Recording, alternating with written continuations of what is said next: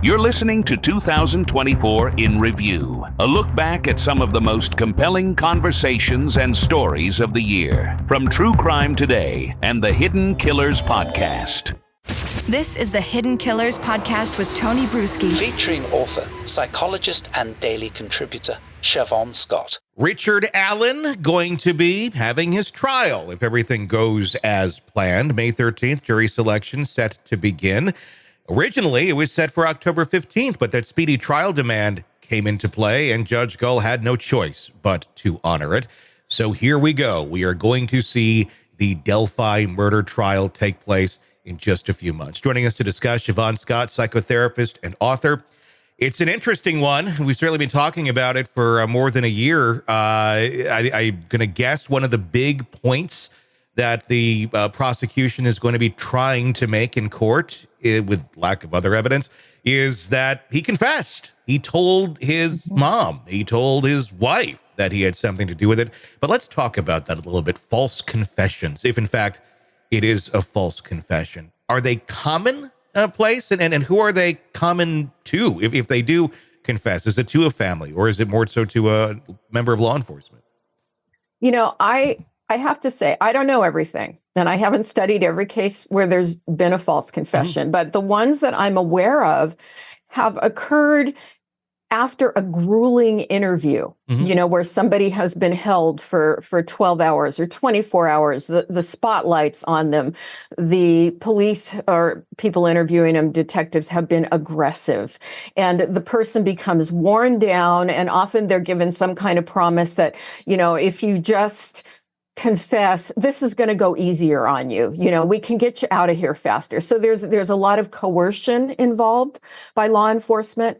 I can't say that I have ever heard of a case where there was a false confession where the person just spontaneously told a wife several times, yeah, I did this, you know. So is it possible that that wasn't true? I guess anything's possible, but it would be odd.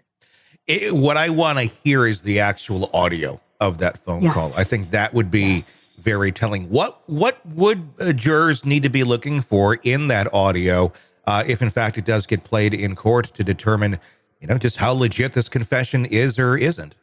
Yeah. What I would be looking for, does he sound clear, cogent, grounded in reality, and logical? You know, does it fit the conversation?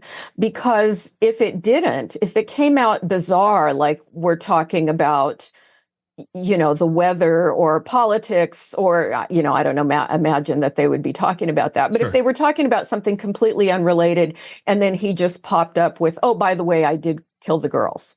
Okay, that would be weird. And I would think maybe this person is not in their right mind. Maybe they are hallucinating and delusional.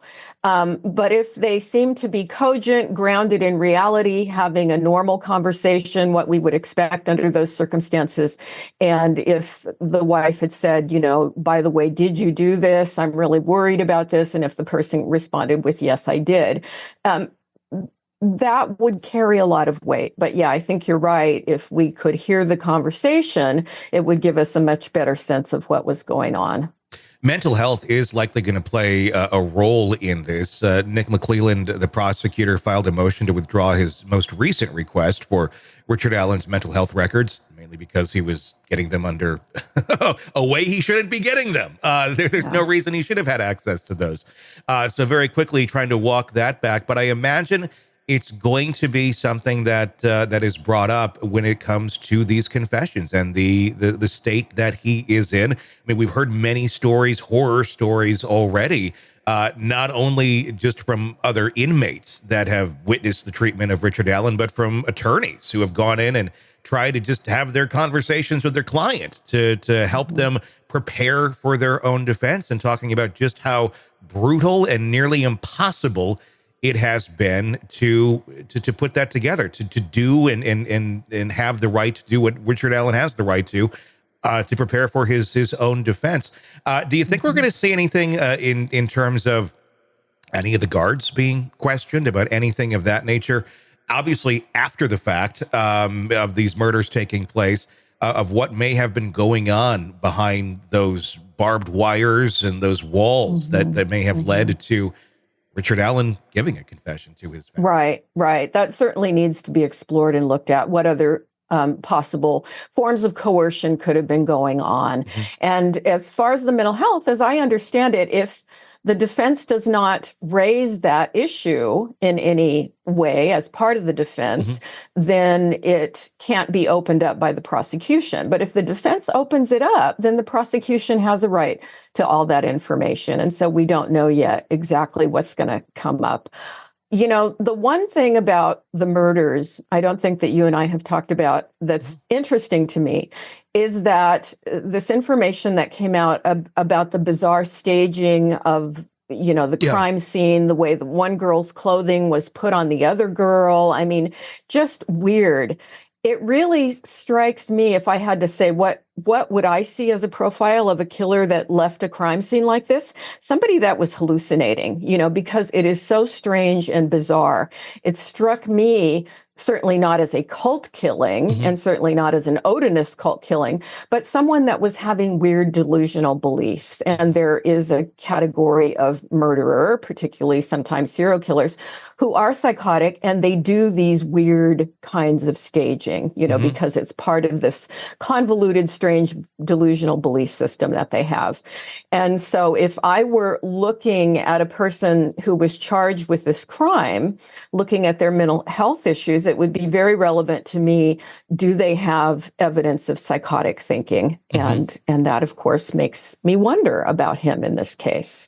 Yeah, it's another question that certainly needs to be answered. What happened? Why were these girls left the way that they were? Yes. Because we can go down to, you know, insane fairy tale land of, you know, cult ritualistic killing, which maybe not so insane. I don't know. I guess time will tell. But yeah, there's so many aspects to this that just don't really add up. Yeah. That, you know, I mean, as crazy as one would have to be to go murder two little girls, it's like a level beyond that. It is a level beyond. And when you see a crime scene where it is truly bizarre, you know, way out of what we would see, you know, in a typical case like this of a murder, which is usually a sexually motivated crime. There may be some evidence of a fantasy, but this is beyond. You're right. A good way to put it. That makes me think psychotic. And there's meaning in all this weird stuff that was done, but only to that person. And they were having these bizarre delusional beliefs. So that's what, you know, I would be looking for. Who is the person most likely to be having some psychotic stuff going on? So it's going to be very interesting to watch as we get closer and closer.